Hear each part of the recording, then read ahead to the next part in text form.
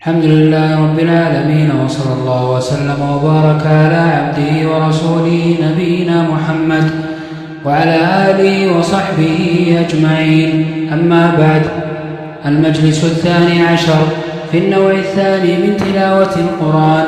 سبق في المجلس 5 أن تلاوة القرآن على نوعين: تلاوة لفظه وهي قراءته وقد تقدم الكلام عليها هناك.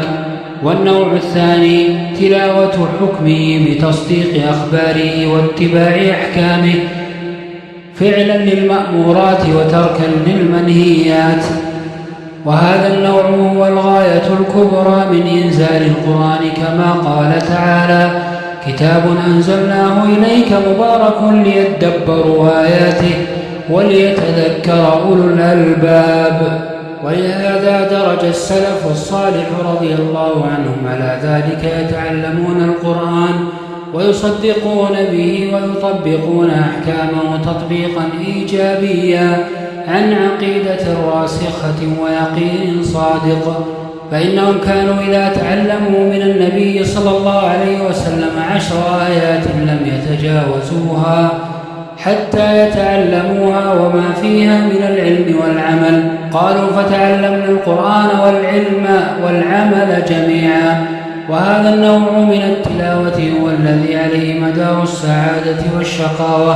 قال تعالى: فإما يأتينكم مني هدى فمن اتبع هداي فلا يضل ولا يشقى، ومن أعرض عن ذكري فإن له معيشة ضنكا ونحشره يوم القيامة أعمى. قال: رب لم حشرتني أعمى وقد كنت بصيرا. قال: كذلك أتتك آياتنا فنسيتها وكذلك اليوم تنسى. وكذلك نجزي من أسرف ولم يؤمن بآيات ربه، ولعذاب الآخرة أشد وأبقى. فبين الله تعالى في هذه الآيات الكريمة ثواب المتبعين لهداه الذي أوحاه إلى رسله، وأعظمه هذا القرآن العظيم. وبين عقاب المعرضين عنه. أما ثواب المتبعين له فلا يضلون ولا يشقون. ونفي الضلال والشقاء عنهم يتضمن كمال الهداية والسعادة في الدنيا والآخرة. وأما عقاب المعرضين عنه المتكبرين عن العمل به فهو الشقاء والضلال في الدنيا والآخرة، فإن له معيشة ضنكا، فهو في دنياه في هم وقلق، ليس له عقيدة صحيحة ولا عمل صالح. أولئك كالأنعام بل هم أضل، أولئك هم الغافلون. وهو في قبره في ضيق وضنك، قد ضيق عليه قبره حتى تختلف أضلاعه، وهو في حشره أعمى لا يبصر.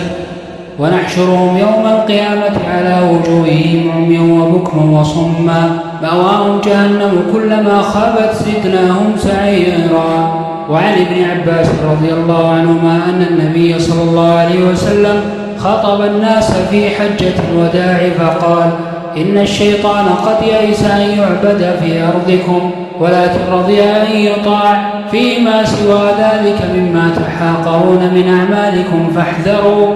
إني تركت فيكم ما إن تمسكتم به فلن تضلوا أبدا: كتاب الله وسنة نبيه. رواه الحاكم. وقال: صحيح الإسناد. وفي صحيح مسلم أن النبي صلى الله عليه وسلم قال: القرآن حجة لك أو عليك. وقال ابن مسعود رضي الله عنه: القرآن شافع مشفع، فمن جعله أمامه قاده إلى الجنة، ومن جعله خلف ظهره ساقه إلى النار. عباد الله، هذا كتاب الله يتلى بين أيديكم ويسمع، وهو القرآن الذي لو أنزل على جبل لرأيته خاشعا يتصدع. ومع هذا فلا أذن تسمع ولا عين تدمع ولا قلب يخشع، ولا امتثال للقرآن فيرجى به أن يشفع. قلوب خلت من التقوى فهي خراب بلقع، وتراكمت عليها ظلمة الذنوب فهي لا تبصر ولا تسمع. كم تتلى علينا آيات القرآن وقلوبنا كالحجارة أو أشد قسوة. وكم يتوالى علينا شهر رمضان وحالنا فيه كحال أهل الشقوة.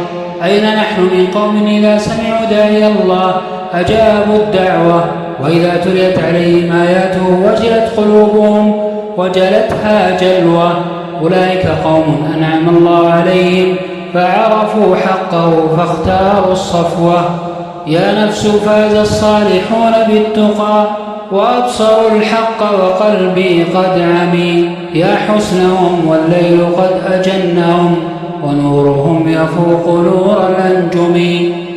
ترنموا بالذكر في ليلهم فعيشهم قد طاب بالترنم. قلوبهم للذكر قد تفرات دموعهم كاللؤلؤ منتظم. أسحارهم بنورهم قد أشرقت وخلع الغفران خير القسم. قد حفظوا صيامهم من لغوهم وخشعوا في الليل في ذكرهم. ويحك يا نفس ألا تيقظي للنفح قبل أن تزل قدمي. مضى الزمان في توان وهوى فاستدركي ما قد بقي واغتنمي. عباد الله احفظوا القرآن قبل فوات الإمكان وحافظوا على حدوده من التفريط والعصيان. واعلموا أنه شاهد لكم أو عليكم عند الملك الديان. اللهم ارزقنا تلاوة كتابك حق التلاوة واجعلنا ممن نال به الفلاح والسعادة. اللهم ارزقنا إقامة لفظه ومعناه وحفظ حدوده ورعاية حرمته. اللهم اجعلنا من الراسخين في العلم المؤمنين بمحكمه ومتشابهه تصديقا بأخباره وتنفيذا لأحكامه. واغفر لنا ولوالدينا ولجميع المسلمين برحمتك يا أرحم الراحمين. وصلى الله وسلم على نبينا محمد وعلى آله وصحبه أجمعين.